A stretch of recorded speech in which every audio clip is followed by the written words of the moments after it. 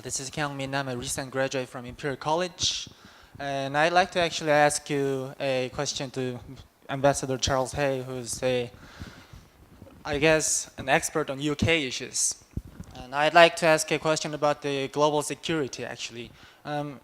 As the UK is getting more independence in a way after Brexit, and I think there is something in terms of bilateral cooperation between Korea and the UK can do after the Brexit in terms of the North Korean issues. I wonder if there would be any bilateral cooperation developments in the future.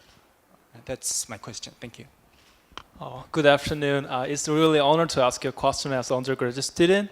And I have a question for two of you. So the first one is Charles Hay. It's kind of officer question. So is there any possibility to re-voting about the Brexit?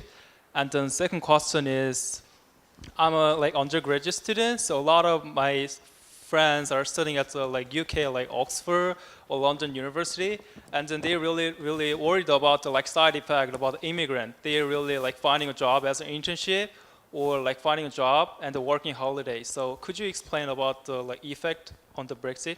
Thank you.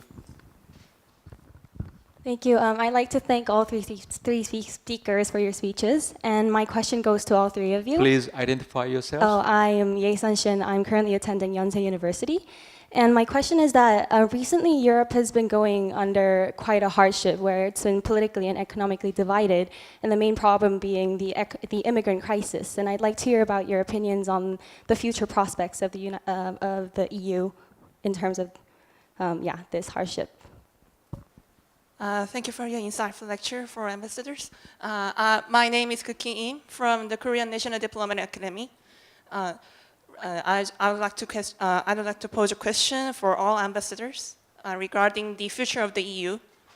The EU is kind of the ideal type of the regional integration, but recently EU met a lot of obstacles like the fiscal crisis in 2008, and as former mentions that the immigration crisis, and also the members trying to leave the EU like the UK. So this situation raised the question for the stability of the EU. I would like to question that all the ambassadors how to think about the future of the EU. Is it moving forward to the further integration, or can be disintegration? Thank you. Thank you, ambassadors, for your great lecture today. I'm a diplomat candidate studying in KNDA, and my question is that regarding the future of EU and the spread of isolationism in the global space, what's your opinion on the prospect of creating a political community among East Asian states, including Japan, China, and the Republic of Korea? Thank you.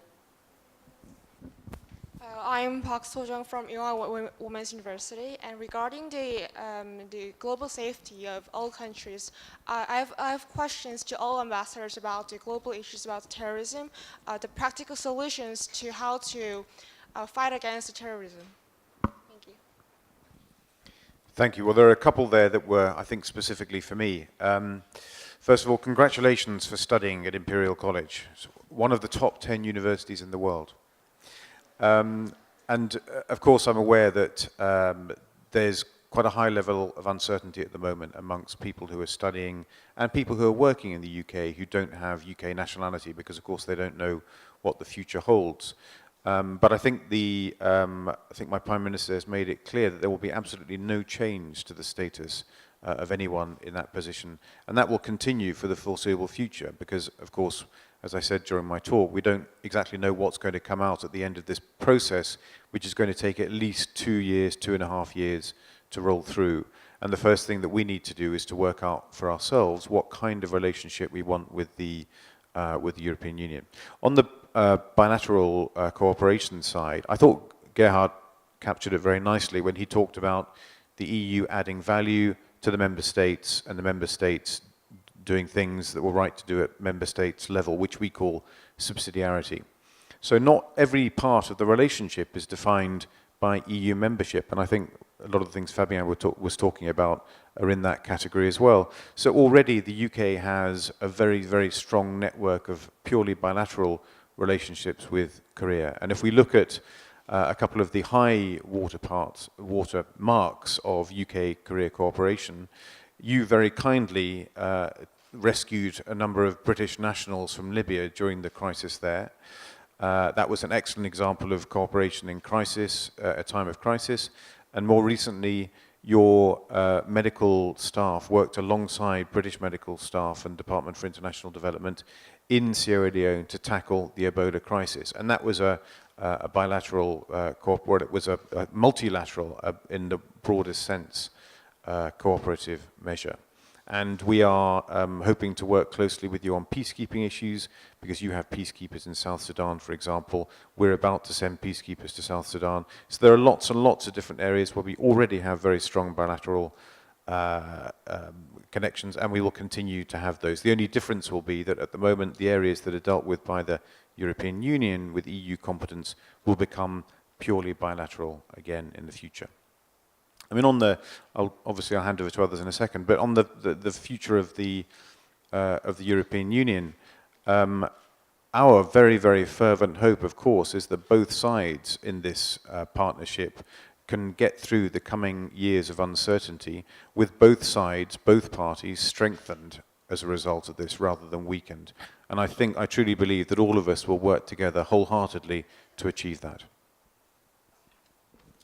Not all questions were addressed to me. So there are more questions to Charles. I understand we are very attractive these days because obviously there are answers needed, and I'm always happy to do this together with my colleagues on this issue. But I'd like to address just 2.5 questions which were addressed to me.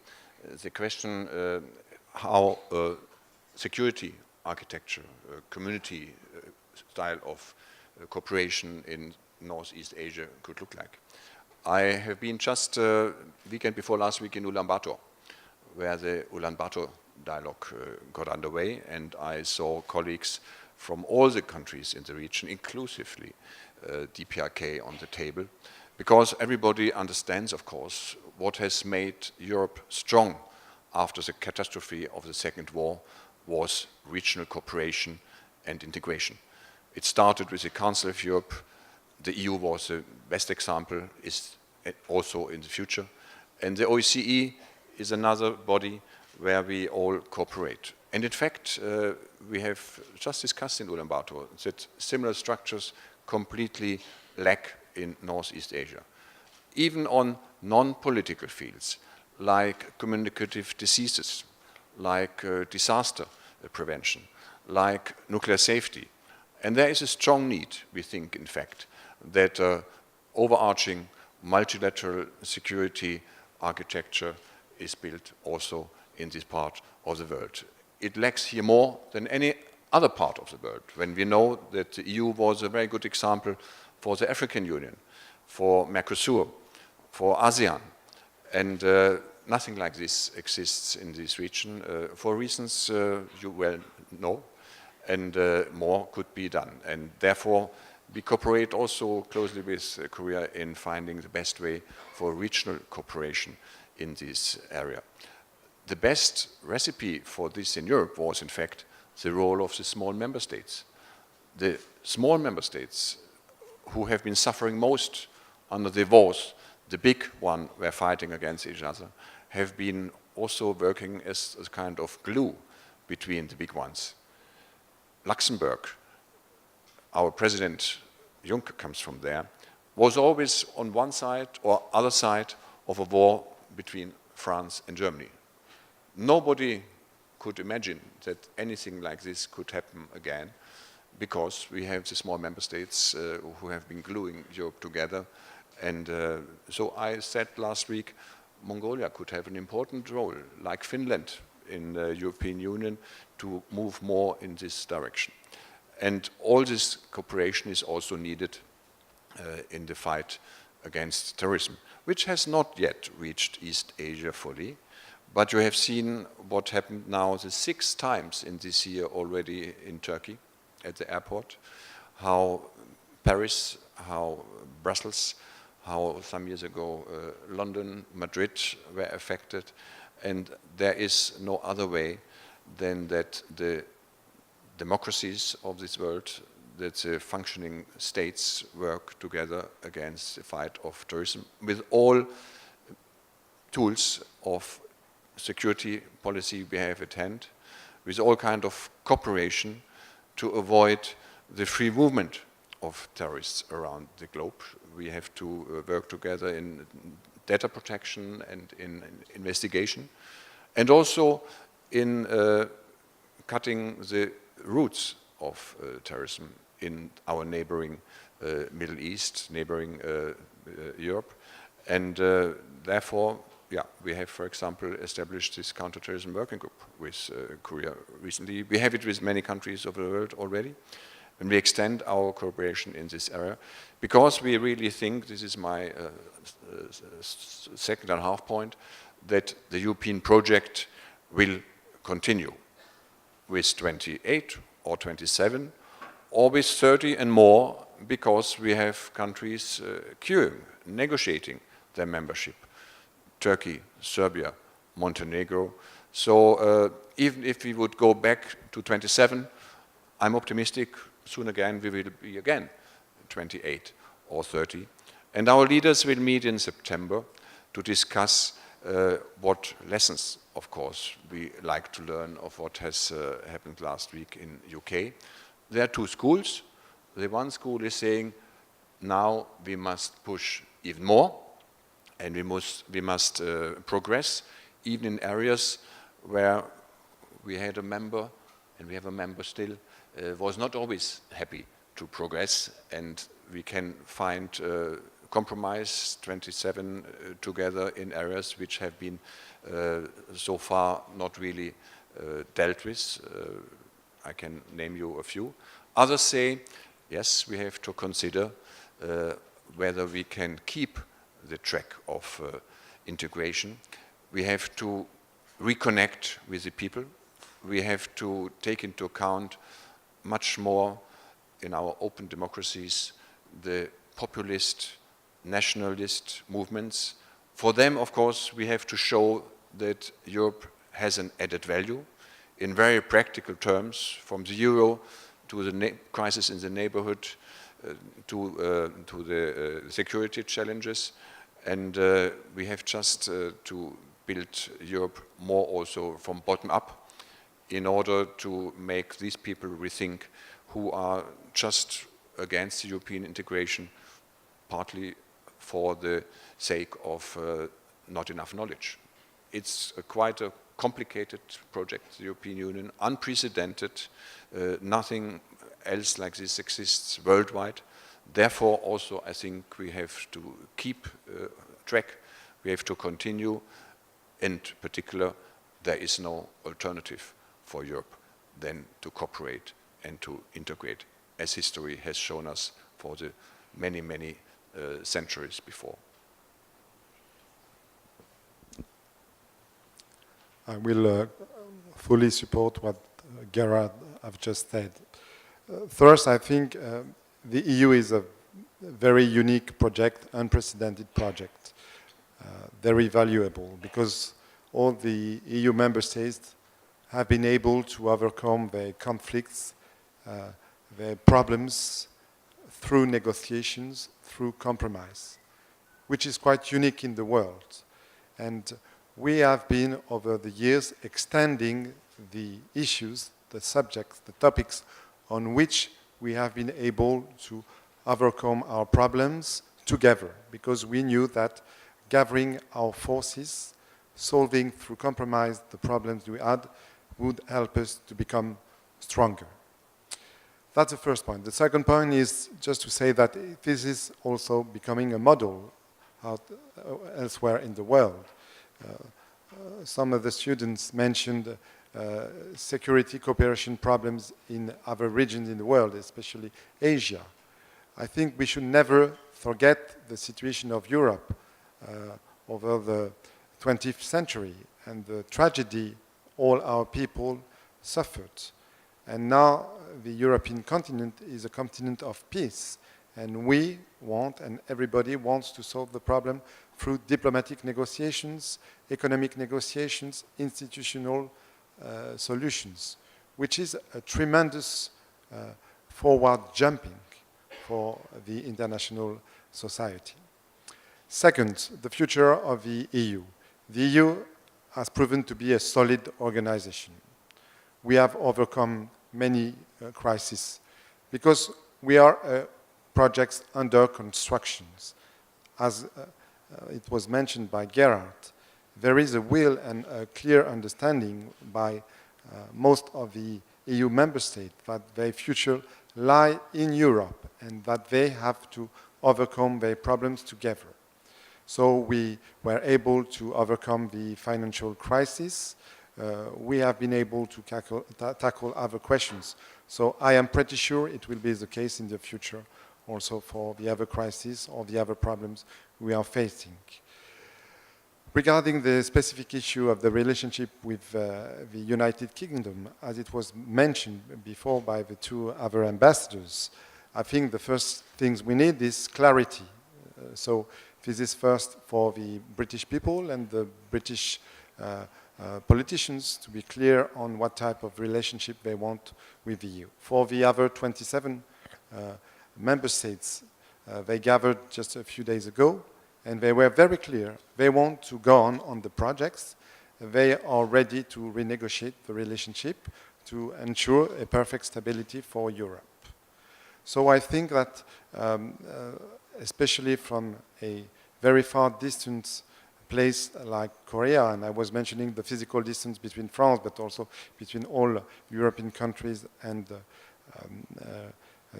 Korea, it is important to have a very, very surgical analysis of what is going on. The very reason why it seems that we have problems is that because we are a sophisticated organization dealing with many problems. The more issue we are tackling, obviously, the more difficult it is to solve all those problems at the same time. Thank you. Thank you. If I may ask you, John, it's quite related issues to UK position. So your UK is a model country, as a global partner with Korea and among the European countries. You are now contributing, so for the ODA, about 0.7%. As your domestic law, it's a kind of a very binding kind of the responsibility and requirement. Do you think the maybe next administration, after the withdrawing from the EU, will continue to keep that promise, 0.7% ODA, in addition to your contribution to United Nations? You are fourth largest contributor and hold the budget of United Nations. But after 2 years, nobody knows, but that is quite priority concern. So other international community, whether UK remain as a great contributor to the international global agenda. The agreement in the UK to devote 0.7% of our national income to development is very much a cross-party agreement. So I'm, and as you say, it's now entrenched in law. Of course, Parliament can change anything. They can decide to repeal the law, change the law, do something different. But I very strongly believe, as I was trying to say earlier, that this EU referendum outcome is not some kind of a signal that the UK is going to withdraw from the world and become isolationist.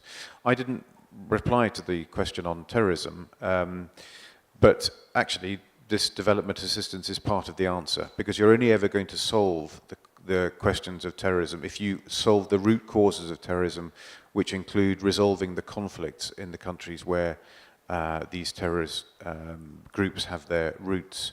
And that's why of the 0.7% of our money going to development, we've retargeted a large amount of it into conflict resolution, conflict prevention, and assistance to these countries that are going through conflict. So it's part of the answer to that question as well. And I mean, one of the other things that won't change, I have to say, is the UK attitude towards climate change.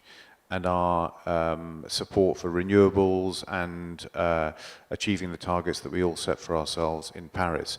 And again, that is enshrined in law. There is a 2008 climate change law which was agreed overwhelmingly by both sides of the House of Parliament. I cannot see that changing in the foreseeable future. Okay, I think we finished the first round of Q&A, and there be any further questions? Second round. Merci, je m'appelle Park Jong-jin et j'étudie le commerce international à l'Université de Gyeonggi maintenant. Oui, en fait, j'apprends le français depuis 5 mois. C'est pourquoi je ne parle pas bien français aujourd'hui. Je vous remercie à tous pour parler sur le podium aujourd'hui. Alors, est-ce que vous bien si je pose une question en anglais? Okay, thank you. The number of students who are speaking French is rapidly increasing these days. And It's the the main same question or a different question now? No, you it's, ask?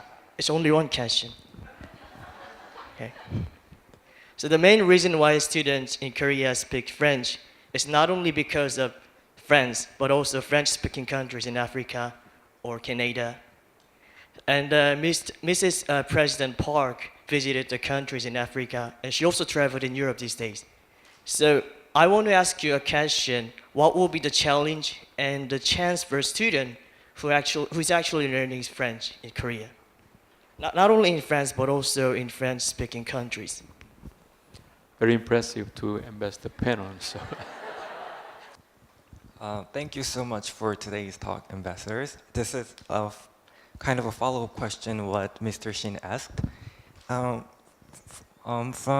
Ambassador Gerhard's talk, you've talked about how some European countries actually achieved 0.7% of GDP to go them to official development aids, but Korea has only 0.14% of GDP that goes into ODA.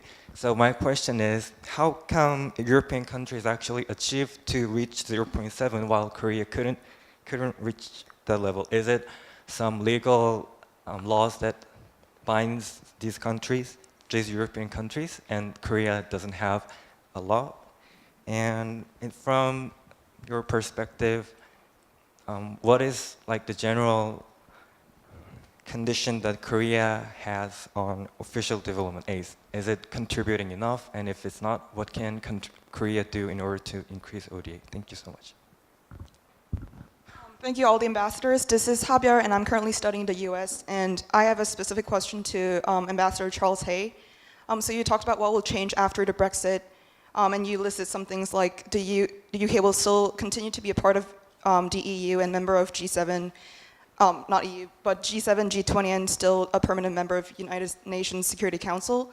But I think, even though it was a really great presentation, I think your presentation heavily focused on the short-term impact of the Brexit, and I'm kind of wondering about the long-term effect, like 5 years or 10 years of what the Brexit will, what will the influence of Brexit will be on Korea and British relationship. Thank you. Okay, one more questions. Good afternoon. I'm Hyunjin Kim from Yonsei University. I'm a freshman. First, thank you for a wonderful lecture. I learned really a lot.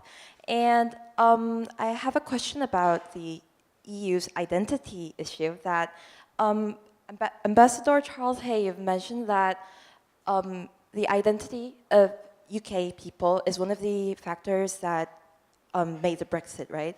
I'm kind of curious that how European people generally identify themselves, like a member of EU or of their own country. I think, yeah, this would really make big problems in, big changes and issues in EU relationships, so thank you. Just to tell you that, as it was mentioned, French is not only the language of France, but the language of many countries worldwide, on every continent. In Europe, obviously, but also in America, in Africa, and in Asia. And the French-speaking organization is not only an organization for culture or language, it is also an organization with countries sharing the same values. So we have many organizations within the Francophonie. For instance, we have a network for French-speaking police officers, a network for French-speaking judges, a network for French-speaking businessmen. Why is it so important? When you are learning French, it is obviously an opportunity to study abroad in a French-speaking country, but it is also an opportunity to visit all those French-speaking countries with the same language as a tourist. But, and it is also very important, a major opportunity to develop business. And Francophonie has been working over the last year to develop the economic dimension of Francophonie, especially with Africa, because as you know, this is one of the regions in the world with the fast-growing development, and we think that there are many opportunities in the French-speaking part of Africa. Lastly, just a word about the organization of the French-speaking countries here in Korea. We have just launched a council for promoting Francophonie in Korea last December. This organization council is gathering 35 ambassadors from French-speaking countries or countries belonging to the organization of Francophonie. So this is a major opportunity for the Korean students who would like to speak French to reinforce their cooperation not only with France, but with all those French-speaking countries. Thank you. On development and on identities. So just to emphasize again, and this is so convenient because between friends we can also speak about issues where we can still improve and can do better.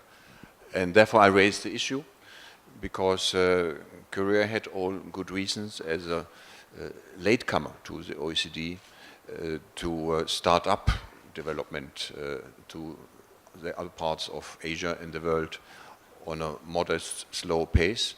But in the meantime, Korea is a G20 country, and development assistance is not only a matter of cost, but also of benefits for the own country. It's a matter of shared values, and therefore I made this point again and again, that it could help also Korean export, Korean trade, Korean investment abroad, if the country would faster achieve its objectives and not falling behind what was set as an objective some years ago. And we do this in fact also together because we have a working group on development assistance together with Korea, and there are many, many issues. Climate change is just one, migration is another. The Sustainable Development Goals of the UN of last autumn are the best blueprint for what the rich countries have to do. We can build this common world only by sharing, and therefore I think it's a matter of the global responsibility, which also rich countries, as Korea has become, is to transfer its own model. And it's a matter, yes, I discuss with politicians here, and where I think it would be a good signal to the outside world to do more. And on identities, yeah, we could speak an afternoon about this. The best characteristic, I think, is that we have identities in diversity. I could make the same plaidoyer for the Italian culture, for the Spanish, for the French culture, for the British, of any country of Europe, which has its own identity, but in fact, which is not the only identity European people have. My thinking, and I traveled in all European countries, is quite clearly Portugal and Finland have much more common together than Jordan, which is Asia, and Mongolia, which is also Asia. Our continent is small, but it has the highest number of countries in these small continents. So necessarily we have to work also on this common identity.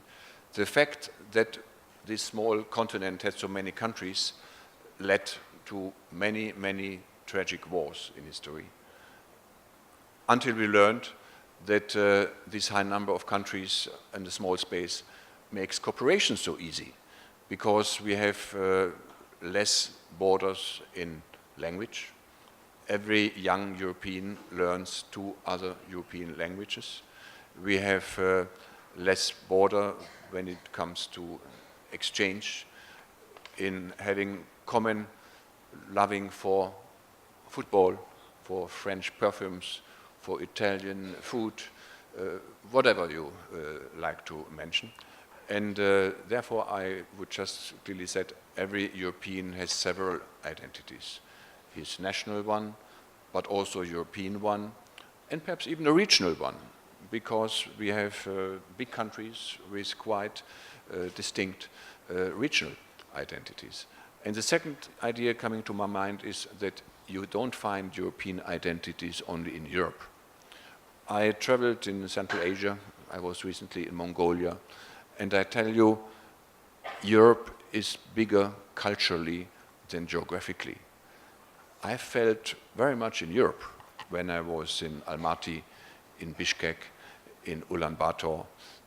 There is public viewing in Ulaanbaatar of the Euro Soccer Championship. I still try to find a place in Korea for the next week where I can look at our finals. But Ulaanbaatar is crazy for looking European football. And this, in fact, a British invention, is something we have exported to the whole world in competition with Latin America, where you have so many European identities from the immigrants, of course, in North America, all around the world. So when we speak about European identity, I have these 3 levels, but I speak very much also about the Western civilization as such, because our common values, human rights, the care for environment and for sustainability, our image of man, these have been heavily influenced by European philosophy, literature, art. I'm not Eurocentric in any way. I embrace cultures of other continents in the same way, but I just like to underline how diversified European identities are and how popular they are all around the world, in French-speaking countries, in English-speaking countries around the world, but also in countries which have their own languages, but still deep root with European history. This is what I can think of. But again, it's a subject for an afternoon. And just very quickly, because time is short, thank you for the question about the long-term or short-term. And I was very interested you put it like that, because I thought that the big criticism you could make of my presentation was not that it was too long-term, but it was too short-term. Because all of those things you talk about, UK membership of the G7 Permanent 5, G20, I firmly believe will continue for the foreseeable future. One question mark, I think, or worry, is that over the short term in the UK, our politicians, our government is going to be very, very taken up with the implications of leaving the European Union, of negotiating with our European partners. So the worry is that will our bandwidth be big enough to be able to do all of that and to maintain our global presence?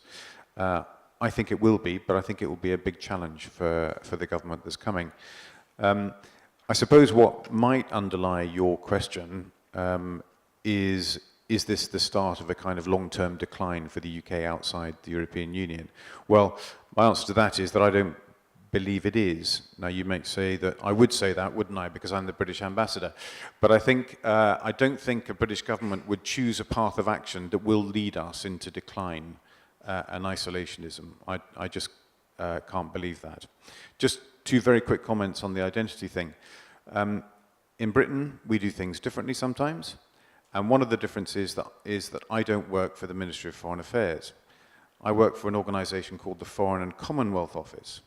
Now, the Commonwealth is, if you like, it's the counterpart to the Francophonie. And it is an organization of 53 countries, the vast majority of which were British colonies when we had an empire, but which have come together into a voluntary association of countries united by the same values, democracy, human rights, and the English language, usually British law and culture, and so on and so forth. And that's yet another aspect of our identity, as it were. And I never ever like to contradict Gerhard in any way. And I don't think I am contradicting him, because I agree with him that most Europeans have multiple identities. However, there is something that we have, which is a sense that in some way we have a closeness with some other countries, particularly in the Commonwealth. So one of the arguments that was put forward during the referendum debate was, do we have more in common with people in Australia or New Zealand than we do with some of our partners from Europe? And that's, in some people's minds, that is actually a real question. I don't know how big a question it is for most people, because we haven't done the research, we haven't done the analysis to understand how important that aspect of identity is for the British people. Thank you. The quick response of our contributions to ODA. So because before coming here, I was responsible for the ODA. So Prime Minister's office, they made quite clear as commitment. So by 2020, we'll increase the ODA contribution by 0.2%. By 2030, 0.3%. So as you know well, Korea joined the OECD DAC, Donor Countries Group, only 2010. So that means we are 6 years old. Still, we are emerging donating country. So in the terms of the whole volume, so Korea is fastest in increasing total volume. Today, this year, we'll see about 2.3 billion US dollars on total volume. So we try to catch up the pace and speed of the European Unions and UK. Probably 2070 in that speed. So we reached 0.7%. And lastly, I saw in the newspaper new terminology. After Brexit, now regressive. Regressive is a new terminology. Many young generation, people UK, now they regret about the Brexit, and sometimes they still love European Union. So whether there's any possibility after 2 years you have any chance to get remarried with the European Union. So it's cycle of the life. So let's see in the future. But anyhow, because one of our ambassadors who have to leave by 4:40, so we have to conclude our discussions. And our session is extremely useful and informative and some way enlightening to all of you. We learn a lot about what's happening through the voices from our ambassadors who are based in European continent. You mentioned about the geographical distance, but we don't see any distance because internet and SNS and only 10 hours flight, and our cultural exchange is getting more active. So getting serious more between Asia and Europe is now conspicuous. And after the ceremony of the 130th, our diplomatic ties. And next year, UK, as a whole, the European Union, as a big force, number 2 in Korea. Thank you very much. And just one information. I heard there's heavy rain outside. So to compensate your time and your energy and your contribution, our peoples outside will give you a small gift, the umbrella, IFANS umbrella. So please get. So each one to participate. That means prepare for any rainy days in your life, new challenge, to protect yourselves like European Union. Thank you very much, our ambassadors. Big applause.